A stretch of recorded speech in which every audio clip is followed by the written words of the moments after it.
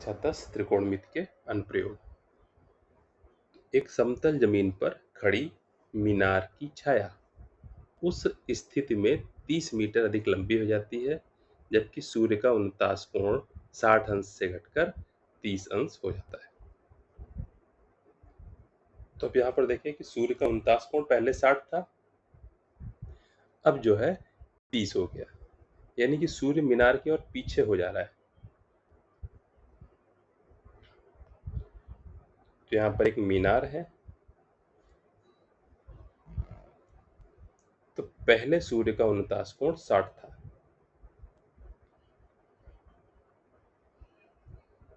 तो ये हमारा सूर्य का उनतास कोण 60 था, ज्यादा है। अब उनतास कोण घटकर 30 हो गया है, यानी सूर्य पीछे चला गया, तो अब ये कोण हमारा हो गया है 30।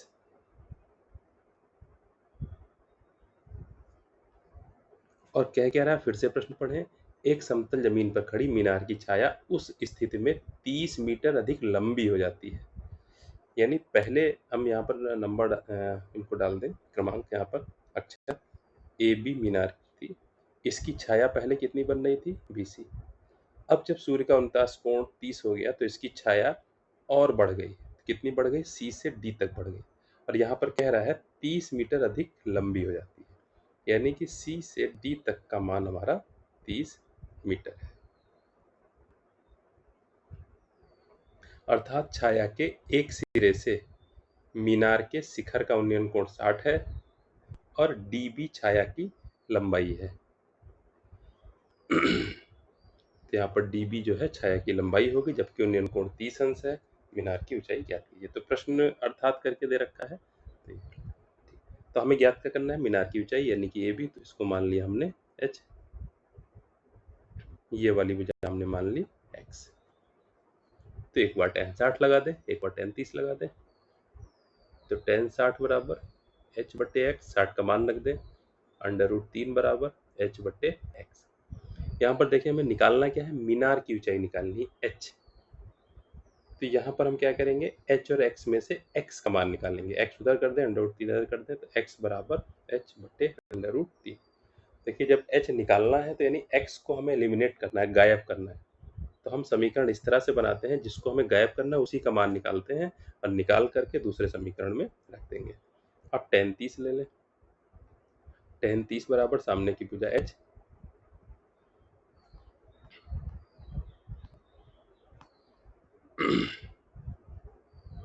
बटे नीचे की भुजा आधार, आधार कितना है 30 प्लस X। tan 30 का मान रख देंगे, 1 बटे √3 बराबर H बटे 30 प्लस X।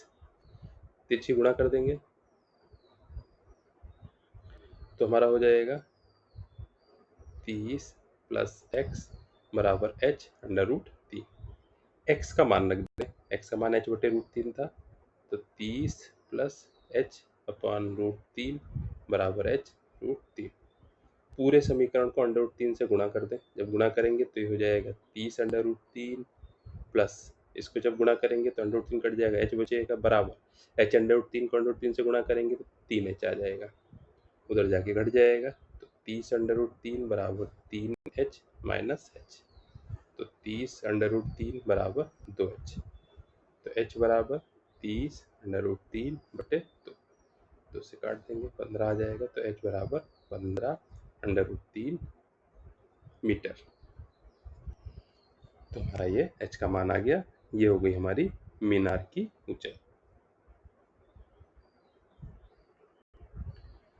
देख रहे हैं इस तरह से कि अगर चित्र बन जा रहा है तो फिर लग जाएगा।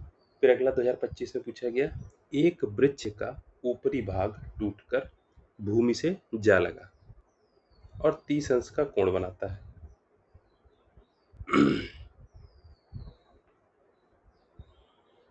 तो ये हमारी जमीन हो गई,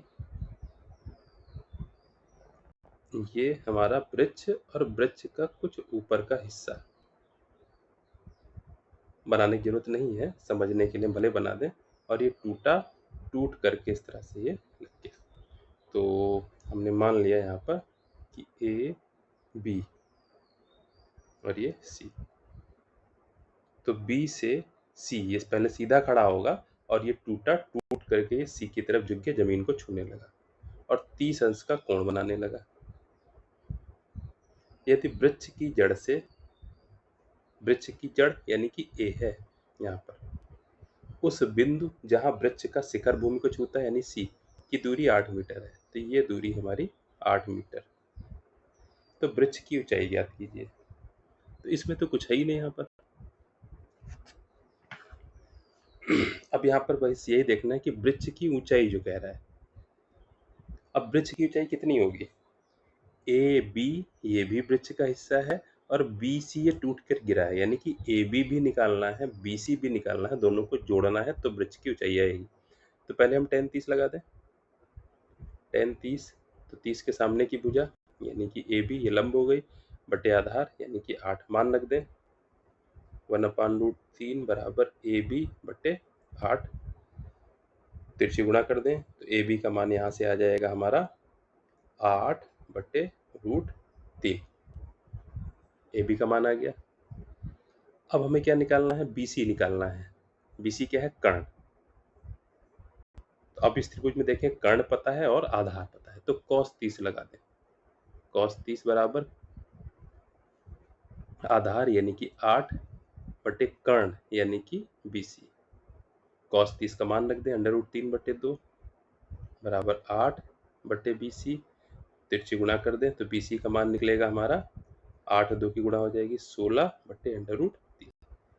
तो बी सी का मान निकला 16 बटे √3, ए बी का मान निकला 8√3। दोनों को जोड़ देंगे तो यही हमारी वृक्ष की ऊंचाई हो जाएगी। बस यही यहाँ पर कंफ्यूजन है, यही गलती होने की संभावना है। तो वृक्ष की ऊंचाई 8/√3 प्लस 16/√3, दोनों को जोड़ देंगे तो हमारा हो जाएगा ये 24/√3।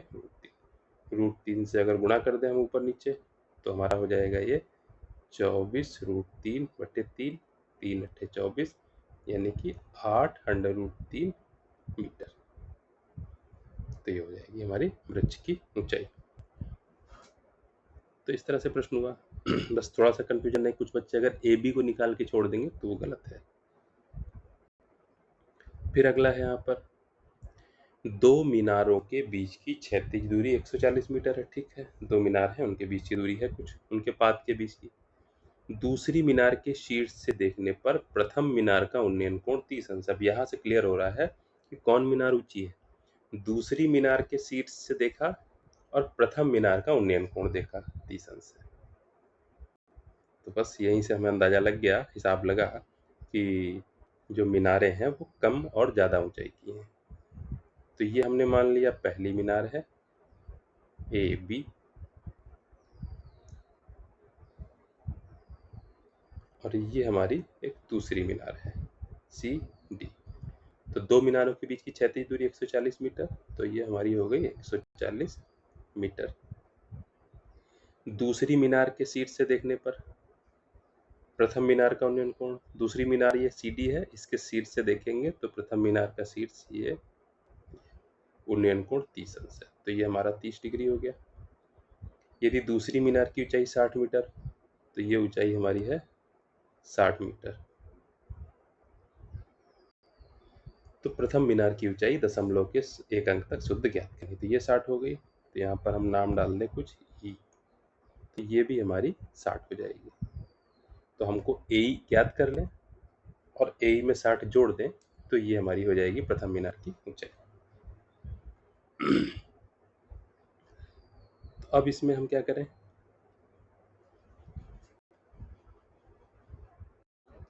सीधा सीधा 30 अंश है, 30 के सामने की भुजा 10 लगा दें यहाँ पर। 10 30, तो सामने की भुजा ए बटे लगी भुजा आधार है ये 140 है। 10 30 का मान रख दें, 1/√3 बराबर ए बटे 140, तो गुणा कर देंगे तो ए का मान आ गया हमारा 140/√3। तो ए का मान हमारा 140/√3 आ गया। अब मीनार की ऊंचाई कितनी हो जाएगी प्रथम मीनार की, ए और बी यानी 60 जोड़ दें, तो जो ए का मान आया इसमें 60 जोड़ दे तो ये मीनार की ऊंचाई हो जाएगी हमारी। तो मीनार की ऊंचाई बराबर 140/√3 प्लस 60। अब यहाँ पर क्या है, कैलकुलेशन कह रहा है कि प्रथम मीनार की ऊंचाई शुद्ध दशमलव के एक अंक तक ज्ञात कीजिए। तो बस कैलकुलेशन हमारी यहाँ पर थोड़ा सा गुणा भाग हमें करनी पड़ेगी। अब 140 देखें तो ये 3 से कटेगा नहीं, तो हमें क्या करना पड़ेगा, मान रखना पड़ेगा 140/1.732 प्लस 60। अब 1.732 से 140 को भाग करनी पड़ेगी।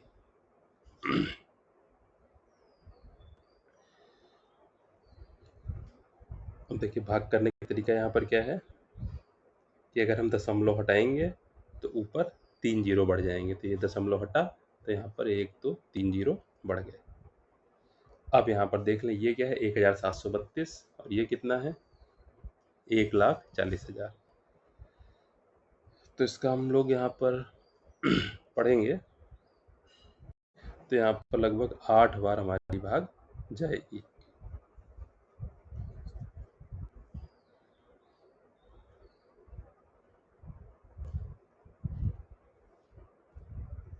तो 13,856 हुआ, 13,856 घटा देंगे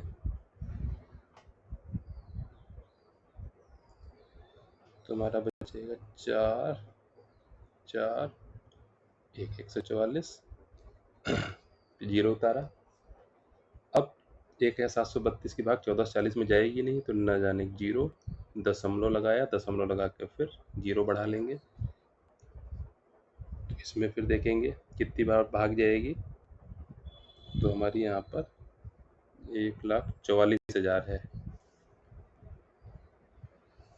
तो इसमें भाग जाएगी, तो इसमें भी 8 बारी भाग जाएगी हमारी। 8 13,856 घटा देंगे, 10 में से 6 गए 4, 9 में से 5 गए 4, 4 14 में से 8 गए 6, 3 बचा, 644 आया। और फिर यहाँ पर कह रहा था कि दशमलव के जो हमें निकालना है यहाँ पर एक अंक तक शुद्ध ज्ञात करना है, तो बाकी आगे करने की जरूरत नहीं है, यहाँ पर ये आ गया। तो ये आ जाएगा हमारा 80.8 प्लस 60। तो ये हमारा हो जाएगा, यहाँ पर जोड़ देंगे इसको 140.8 मीटर। तो 140.8 मीटर हमारा जो है मीनार की ऊंचाई होगी। बाकी प्रश्न हम लोग करते हैं अगले वीडियो में।